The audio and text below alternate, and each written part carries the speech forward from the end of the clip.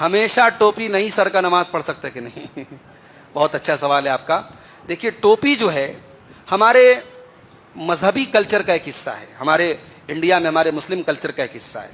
تو جیسے قرآن نے کہا کہ اپنی زینت کو اپنا لو, تو ہماری زینت میں ٹوپی بھی شامل ہے, اس لیے ٹوپی لگا لینا چاہیے. لیکن ٹوپی کو شرط سمجھنا, یا جیسے بعض جگہوں پر یہ سمجھتے ہیں کہ صاحب ٹوپی نہیں رہتی تو شیطان سر پر آ کے بیٹھ جاتا, یا کہیں ٹوپی نہیں ہے تو مسجد میں پرانی دشت میں بالکل اٹی ہوئی, گرد و غبار میں اٹی ہوئی, کئی سال کی رکھی ہوئی ٹوپی وہ لوگ لگا لیتے ہیں, یا کچھ نہیں ملا تو رومال کو اوڑھ لیتے ہیں. تو وہ کانسیپٹ صحیح نہیں ہے. لیکن جو ہمارے بعض نوجوانوں نے یہ طریقہ اپنایا ہے کہ صاحب وہ ہمیشہ کھلے سر نماز پڑھتے ہیں, یہ بھی مناسب نہیں ہے. نبی صلی اللہ علیہ وسلم کی سنت میں ہم یہ بھی دیکھتے ہیں کہ آپ ٹوپی لگاتے تھے, ٹوپی کے اوپر آپ امامہ پہنتے تھے, عام طور سے آپ امامہ کے ساتھ نماز پڑھتے تھے. تو آپ ٹوپی کے ساتھ نماز پڑھیے. اور لیکن آپ مان لیجیے کہ نماز کے لیے گھر سے نکلے, ٹوپی نہیں ہے تو کوئی مسئلہ نہیں, بغیر ٹوپی کے بھی نماز پڑھیے. شرط نہیں ہے, ٹوپی نماز کے لیے شرط نہیں ہے. لیکن ہمارا نوجوان جو فیشن کے لیے اپنے بالوں کو بنائے رکھنے کے لیے جو بغیر ٹوپی کے نماز پڑھنے کو ایک عادت بناتا ہے, یہ بھی مناسب نہیں ہے. جی ہمارے مسلم کلچر کا ایک حصہ ہے اور ہماری زینت میں شامل ہے. تو جب نماز میں زینت اپنا کے جانا ہے تو ٹوپی لگا کے پڑھنا زیادہ بہتر ہے. 2-3 سوالات اور آئے ہیں, ان کا جواب دے کر کے ہم گفتگو ختم کرتے ہیں. ایک سوال یہ آیا ہے کہ کھڑے ہو کر کے پیشاب کرنا کیسا ہے؟ نبی صلی اللہ علیہ وسلم عام طور سے بیٹھ کر کے استنجا کرتے تھے, لیکن کچھ ایسی حدیثیں بھی ہیں کہ جس میں آپ نے کسی ضرورت کے تحت کھڑے ہو کر کے بھی پیشاب کیا ہے. تو بھائی نے پوچھا تھا کہ جینس کی پینٹ وغیرہ کسی نے پہنی ہے تو کیا وہ کھڑے ہو کر کے کر سکتا ہے؟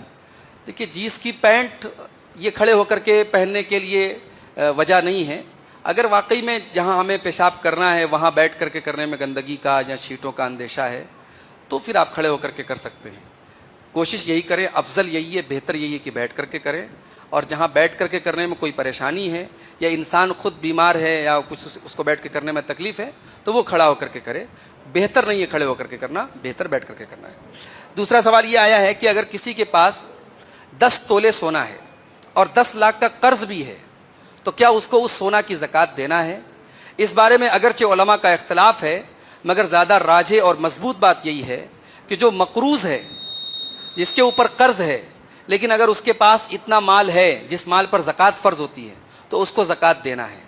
صرف مقروض ہونا یہ اس بات کے لیے کافی نہیں ہے کہ اس کو زکوٰۃ نہیں دینا ہے. نبی صلی اللہ علیہ وسلم زکوٰۃ وصولنے کے لیے جن لوگوں کو بھیجتے تھے, آپ نے کبھی حکم نہیں دیا کہ سامنے والے سے پہلے پوچھو کہ تم مقروض ہو کہ نہیں ہو. آپ نے پوچھا, آپ نے کہا کہ زکوٰۃ وصولو, ان کے غریبوں امیروں سے لی جائے گی, غریبوں کو دی جائے گی. اس لیے اگر کسی کے پاس قرض ہے تو صرف قرض ہونے کی بنیاد پر وہ زکوٰۃ ادا نہ کرے, ایسا مسئلہ نہیں. ہاں وہ قرض کی ادائیگی کرے, اگر قرض کی ادائیگی کرنے کے بعد اس کے پاس پیسہ زکوٰۃ کے لائق نہیں بچتا ہے تو کوئی مسئلہ نہیں ہے. اب 10 تولے سونا ہے تو 10 تولے سونا کا 2.5%, 2.5% اس کو زکوٰۃ دینا ہے, اگرچہ وہ 10 لاکھ کا مقروض ہے, لیکن اس کو چاہیے کہ قرض کی بھی وہ ادائیگی کرے.